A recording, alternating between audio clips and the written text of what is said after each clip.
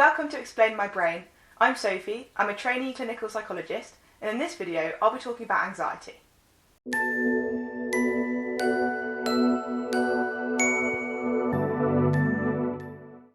Anxiety is a natural physiological and psychological response that happens when we perceive a threat.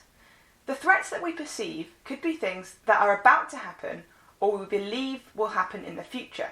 Anxiety comes and goes for everyone, but it becomes problematic when an individual begins to overestimate the level of threat, so their worries are out of proportion to the situation. They can become hypervigilant to their surroundings and may start to avoid certain situations.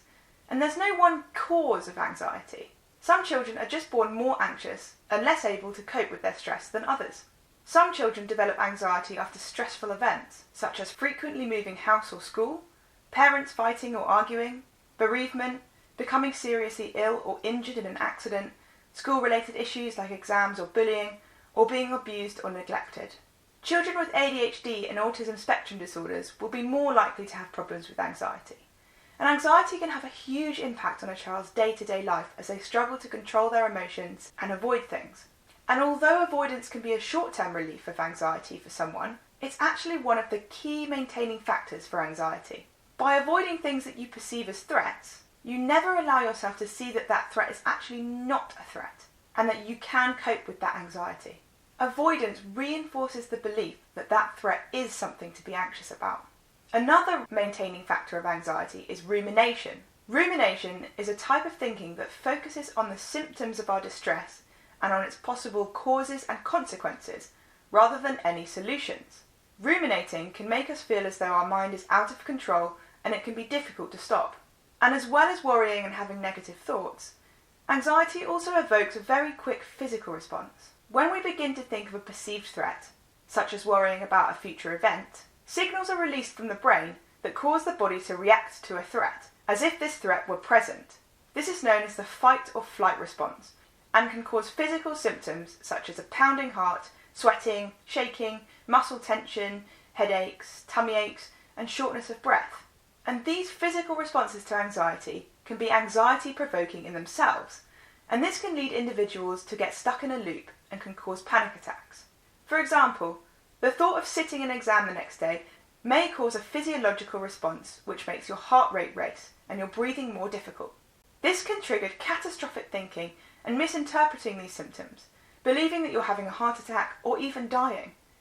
This in itself then increases the anxiety and then therefore worsens the physiological response. Recognising the symptoms of anxiety can be the first step to reducing it. Sometimes it can be challenging for children to recognise that they're anxious, and this anxiety can build up and up until they become overwhelmed. And this is when behaviours like shouting, screaming, crying, or wanting to be alone may occur. If children are able to recognise that they're feeling anxious earlier, they can begin to do something about it to manage their thoughts and feelings, with the aim of avoiding them feeling overwhelmed by their anxiety. It's important to help children understand what they're feeling and why. And the physiological symptoms of anxiety can be a good way to start because often they're easier to recognise than our thoughts.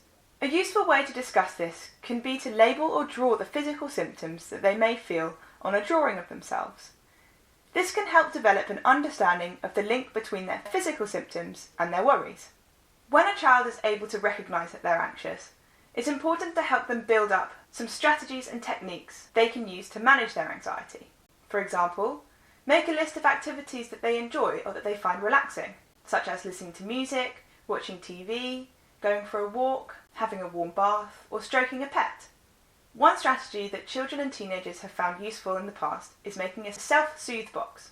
This is a box that children can make that contains things that make them feel more relaxed and reduce symptoms of panic, anxiety, or low mood. It's recommended to have a range of sensory things and something to focus the mind on.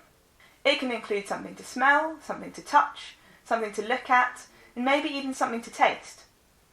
Having everything in one place can be really useful for children, especially when they're trying to distract themselves from their thoughts.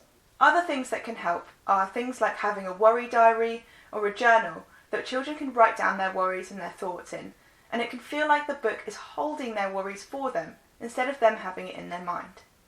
Mindfulness is another brilliant way to help children manage their stress and anxiety, as it can activate the parasympathetic nervous system, which can help reduce the threat signals in our brain, allowing our heart rate to reduce. Encouraging children to do mindfulness exercises regularly, and not just when they're anxious, will help them develop the skills to use when they recognise they are worried and they need to manage their thoughts and emotions. As mindfulness is about bringing your attention to the present moment, it can be a useful strategy to distract from ruminating about the past or the future. The non-judgmental aspect of mindfulness is important to emphasise with children who are anxious. Anxiety can bring cognitive biases into our everyday thoughts, and children can often be more critical of themselves. So it's important for children to understand that it's okay to struggle with concentration, and it's okay to struggle to be still when we're doing mindfulness. And they should not judge themselves for this. Simply encourage them to be aware of this and not to judge themselves, and just to bring their focus back to the task whenever they're ready. Grounding techniques can also be very helpful for reducing children's anxiety, especially when panic attacks occur. Getting them to focus on their surroundings by asking them what they can hear, see, smell, touch, or even taste. This can help pull them away from negative thoughts and help create space from distressing feelings. Of course, breathing is another very important aspect of mindfulness, and practicing mindfulness can teach children to be aware of their breathing and how to control their breathing. It also teaches children that our breathing can impact our emotions and vice versa. Controlling breath can allow us to take back the control from the threat signals and give us time to rationalise our thoughts and divert our attention away from the anxiety-provoking thought. Having some awareness of their breathing can also help children to recognise when they might be feeling more anxious, and therefore allow them to do something about that anxiety before it builds up too much. However, an important thing to keep in mind when working with children and anxiety and breathing techniques is that sometimes chest breathing can cause us to feel very tense and activate our upper chest muscles that can actually cause us to feel quite anxious. To avoid this, teach belly breathing and use this regularly when focusing on breathing with the class. And of course, it's always important to encourage children to have a healthy lifestyle. A balanced diet, regular exercise and getting enough sleep are all vital for keeping anxiety low and improving mood.